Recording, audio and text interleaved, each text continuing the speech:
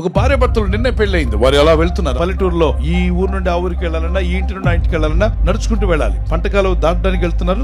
తాటి బొత్తను కట్ చేసి సగానికి ఆ కాలువ దాటడానికి ఏర్పాటు చేశారు. ఒక వ్యక్తి వెళ్ళగలడు. ముందు భర్త భార్య ఇద్దరు చేయి పట్టుకొని వస్తా ఉన్నారు. అక్కడ కూర్చున్నటువంటి అల్లరి మోక ఆట పట్టిస్తూ ఉంటారు.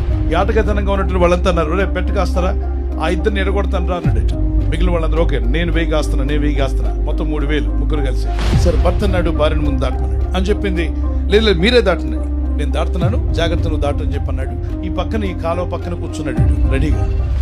అతను దాటి అవతలకి వెళ్ళగానే ఈవిడ దాటపోవడానికి కాలు వేసింది. వెంటనే ఇద్దరు హలో అని చెప్పి అన్నాడు.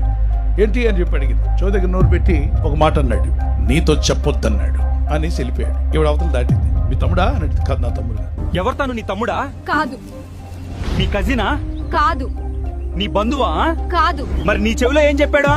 నీతో చెప్పొద్దు అన్నాడు. అదే ఏం చెప్పొద్దన్నాడు? నీతో చెప్పొద్దు అన్నాడు. రోడ్డు అవతల ఆమె, రోడ్డు ఆ చివర, రోడ్డు యువతలు. ఏం చెప్పాడు? నీతో చెప్పొద్దన్నాడు. ఏమన్నాడు? నీతో చెప్పొద్దన్నాడు. ఇలా ఇడిపోయి నడుచుకోవడం ప్రారంభించారు. లాస్ట్కి పెద్దలందరూ పంచాయతీ పెట్టి అసలు ఏం జరిగిందిరా, ఏమ్మా చెప్పొచ్చు కదమ్మా అంటే, వాడు నా చెవిలో చెప్పిందే అది. నీతో చెప్పొద్దన్నాడని చెప్పి ఏం చేశాడు? కుటుంబాన్ని వాడు 3000 కోసం కుటుంబాన్ని నాశనం చేశాడు. కాబట్టి ఎవరు భార్య భర్తల జోలికి వెళ్ళకండి. ఎప్పుడైనా సరే ఏ కుటుంబం అయినా కనబడిందా, సంతోషించు, గాడ్ బ్లెస్ అని చెప్పు, అంతేగాని వాళ్ళ మధ్యలో పుల్లలు పెట్టావా, సరదాగా ఉంటుంది నీకు, సరదా తీరే రోజు రాబోతుంది. 3వ వ్యక్తికి అవకాశం ఇచ్చినప్పుడు మీ బతుకు మధ్యలో ఎవరెవరో దూరి వెళ్తా ఉంటారు. రోడ్డు అన్నప్పుడు జంతువులు నడవచ్చు, పశువులు నడవచ్చు, మనుషులు నడవచ్చు, క్రూరులు నడవచ్చు, తాగుబోతులు నడవచ్చు. మీ బ్రతుకులోనికి వేరు వేరు మనుషులందరూ వచ్చిపోతా ఉంటారు. మీ మనసులు అశాంతితో నింపబడతాయి. అందుకే 3వ వ్యక్తి మాట వినొద్దు.